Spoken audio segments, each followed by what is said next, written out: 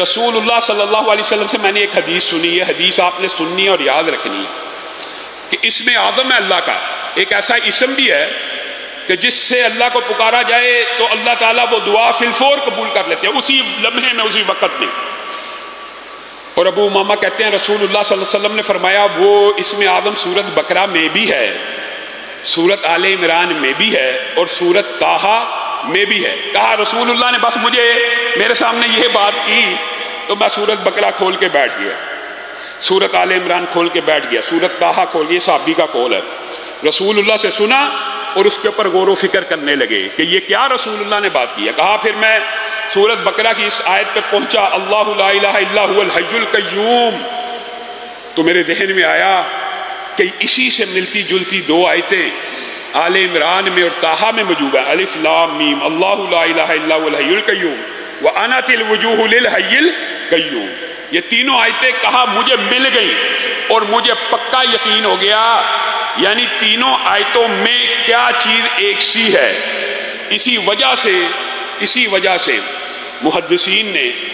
اور میرے جو لانا تھے خود بڑے شیخ الحدیث تھے حافظ محمد گوندلوی رحمہ اللہ، انہوں نے اسم آدم کی دیگر احادیث اور اس حدیث کو مد نظر رکھتے ہوئے ایک وظیفہ لوگوں کو بھی اور ہماری فیملی کو بتایا کرتے تھے، اور وہ کہتے تھے کہ مجھے یقین ہے،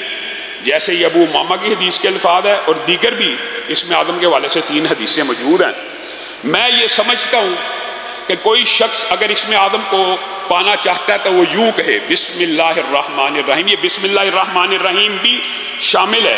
الف لام میم، اللہ لا الہ الا هو الحی القیوم، یا واحد یا ذا الجلال والاکرام۔ یہ مشکل نہیں ہے، بسم اللہ الرحمن الرحیم، الف لام میم، اللہ لا الہ الا هو الحی القیوم، یا واحد یا ذا الجلال والاکرام۔ اور ان کا یہ کہنا تھا، میں نے اپنے جتنے نمازیوں کو، اور اللہ کے فضل و کرم سے تحدیث نعمت کے طور پہ کہہ رہا ہوں، ان کا ہی صدقہ جاری ہے، جس ساتھی کو یہ وظیفہ بتایا کہ یہ 313 مرتبہ پڑھ کے اسم اعظم کا واسطہ دے کے اللہ سے دعا کریں، آج تک، ابھی تک مجھے کسی شخص نے یہ نہیں کہا کہ میری دعا قبول نہیں ہوئی۔ ہاں یہ ضرور کہا ہے کہ ابھی 313 کے درمیان کئی دفعہ پڑھتے پڑھتے شیطان، اس طرح کے وظائف پڑھتے ہوئے شیطان وسوسے ڈالتا ہے، مانتے ہیں تو پورے نہیں ہو سکے۔ تو جو بندہ یہ سمجھتا ہے ایک دفعہ 313 مرتبہ ایک نشست میں نہیں پڑھا گیا، توڑ توڑ کے پڑھ لے، کوئی حرج کی بات نہیں ہے۔ 7 دن 8 دن آپ تجربہ کر کے دیکھ لیں، یہ 313 مرتبہ اسم آدم کا وظیفہ پڑھیں، اور کوئی بھی دعا جو آپ سمجھتے ہیں، علماء کے پاس آتے ہیں دعا کرانا شرعی وسیلہ جائز وسیلے کی قسم ہے، لیکن آپ خود کیوں نہیں کرتے؟ اس اسم آدم کا واسطہ دے کر اللہ رب العزت سے مانگیں، اللہ تعالیٰ وہ دعا آپ کی اسی وقت قبول و منظور کرے گا۔